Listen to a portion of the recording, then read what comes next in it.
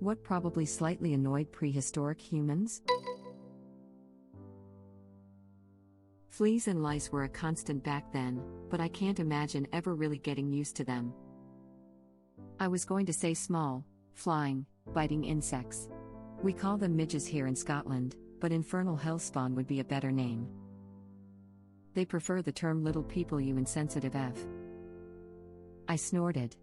Loudly. Same, that joke came out of left field and drove right into the hot dog stand. Right into the cabbage. You know, I wonder if they had an idea that shaving their hair would help with the lice. Like, without that hair to latch onto, it would be easier to spot, pick off. Apparently ancient Egyptian men and women often shaved so they could boil their wig instead of being forced to fight bugs in their hair. The Egyptians shaved all their hair, every damn follicle. How do you think ancient Egyptians dealt with razor bumps and rashes? Poorly. They most likely used some kind of emollient. As far as I know, they had access to olive oil and it was used in skin creams. Yeah, but you just know all those Egyptians selling skin creams and oils inevitably turned into one big pyramid scheme.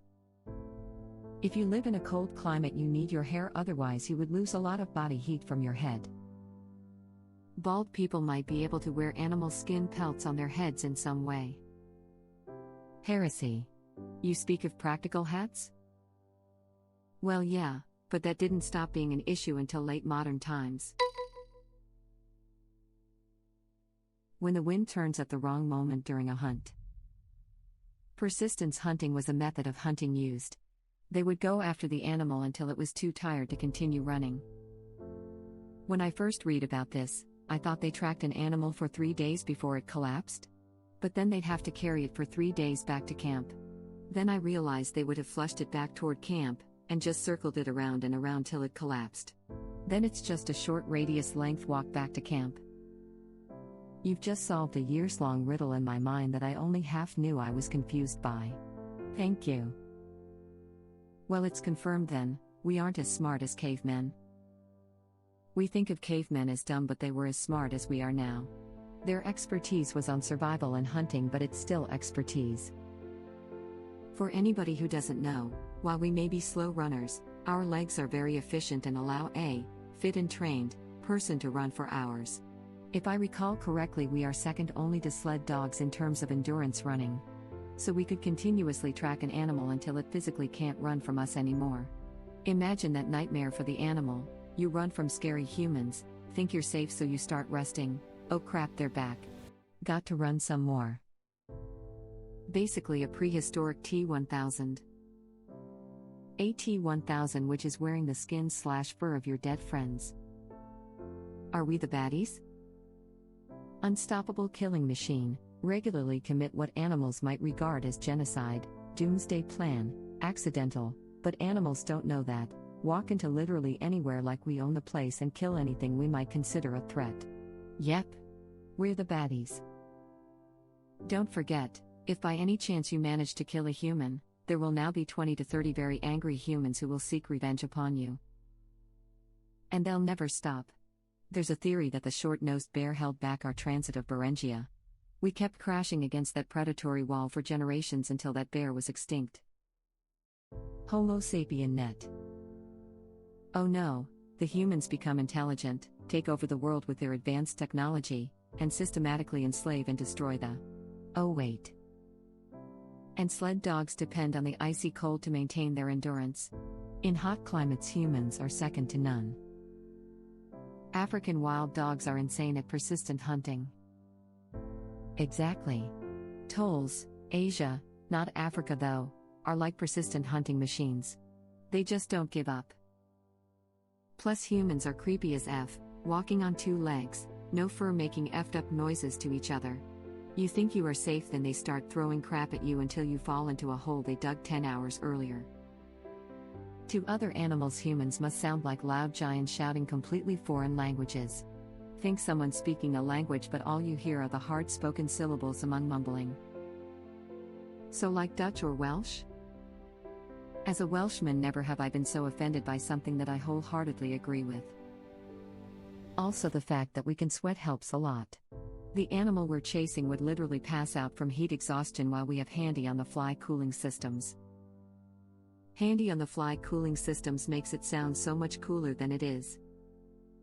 More like gross liquid all over my body. Now I'm going to get kicked out of the Magic the Gathering tournament. This is one of my favorite internet facts of all time.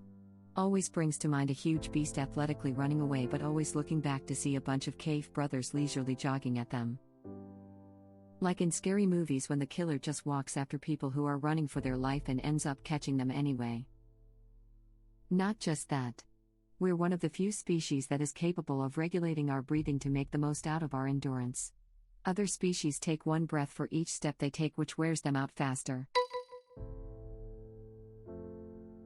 Accidentally chipping a bit too hard when you're finishing up a spearhead and ruining it when you leave Grog to watch the fire and he falls asleep and lets it go out, and you have to start it all over again, being called a Neanderthal effer when we all know there is nothing wrong with that actually.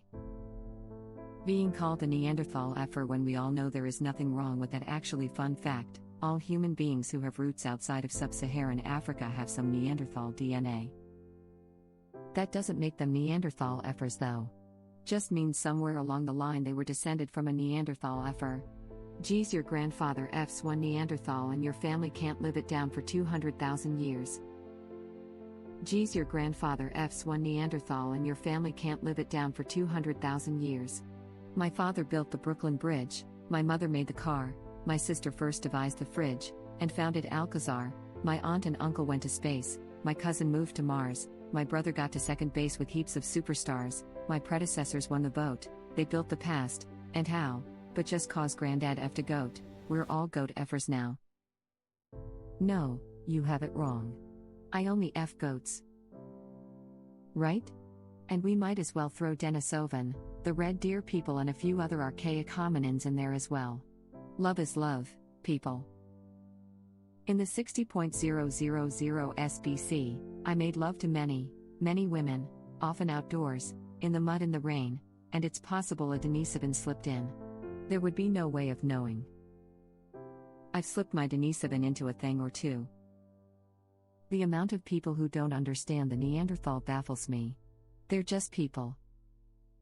I am in the top percentage of Neanderthal genes according to 23andMe, and as a Neanderthal I would like to say that the discrimination us Neanderthals face at the hands of the mainstream media is insane.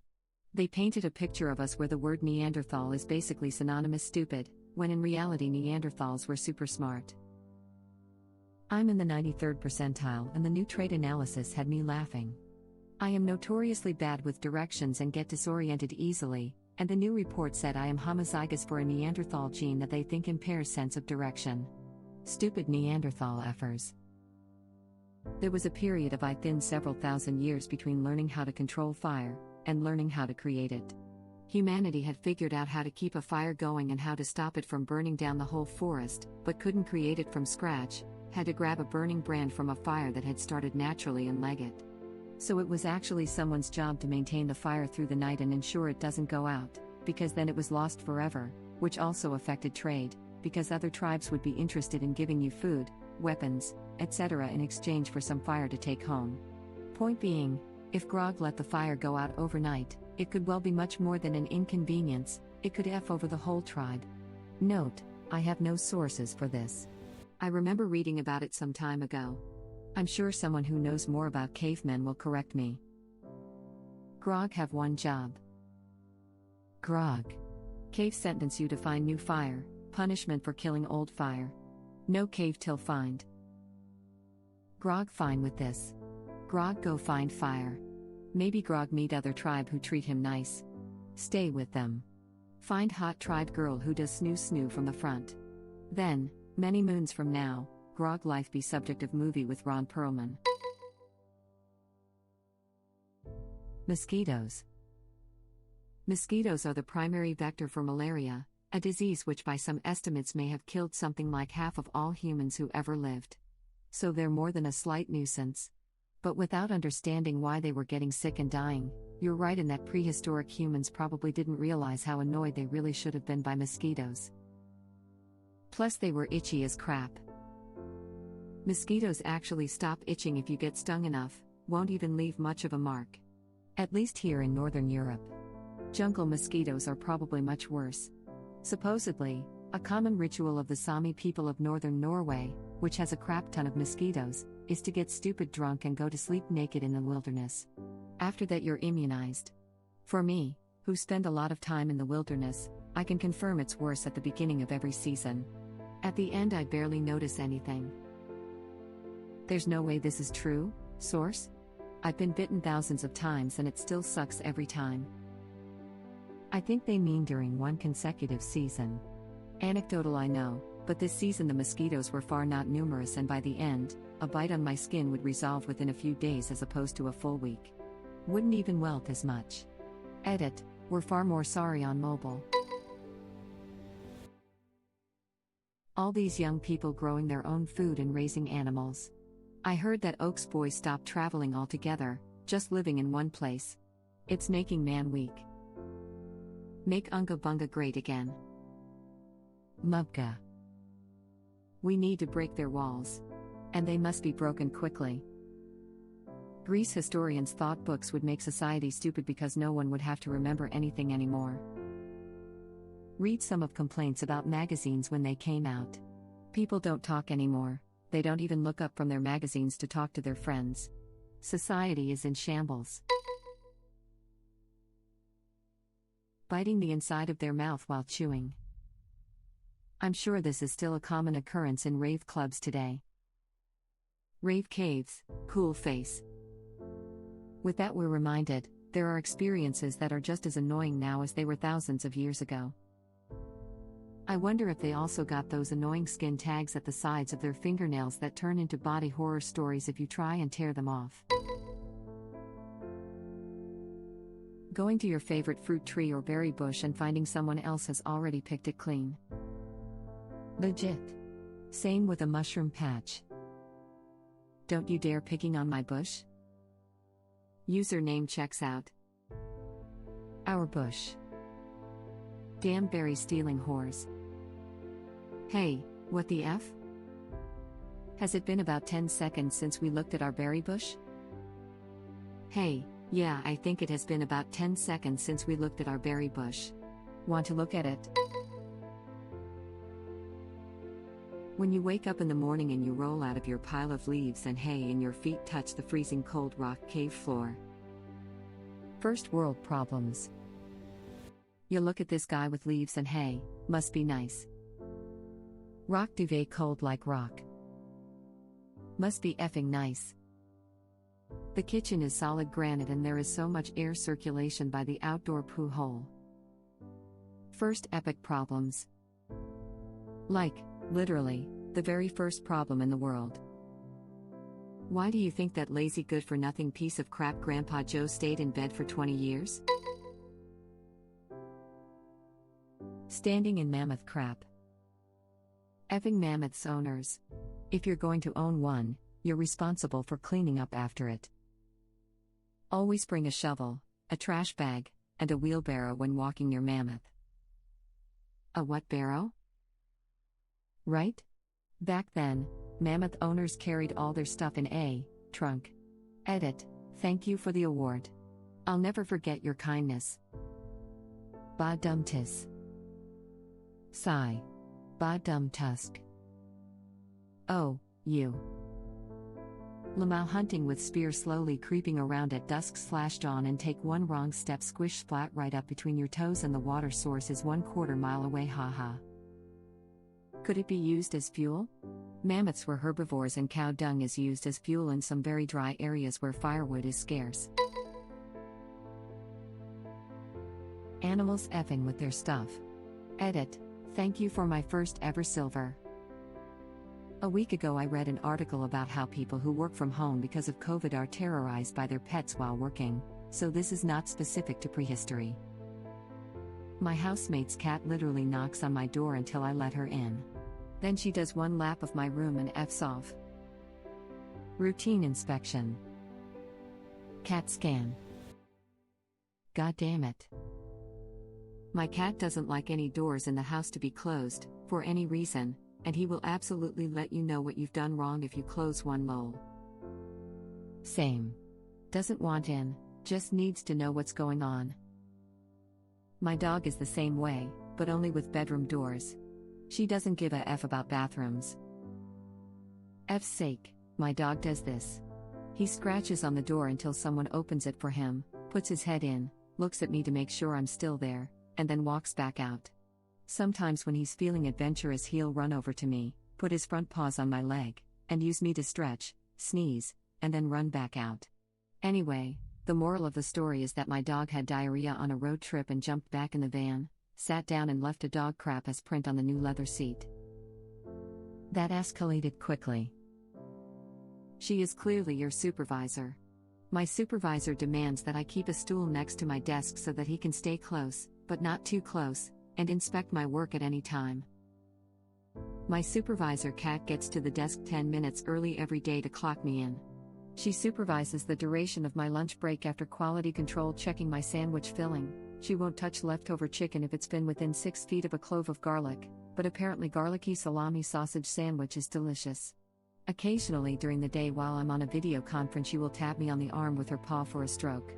If I ignore her, she starts tapping the side of my head. Then at 3 p.m. apparently I have to stop work to provide food, or she will just sit and stare at me and tap my arm repeatedly. Then I still have to do video calls to my team without letting on that my supervisor cat has had a massive afternoon dump in her litter tray and then gone to sleep in a box, snoring loudly. My dogs like to sleep under my desk and become nice fluffy foot warmers. One also likes to rummage through the bins though, so there is that. Thank you for watching. If you like our videos, please like them on YouTube. And share them with your friends.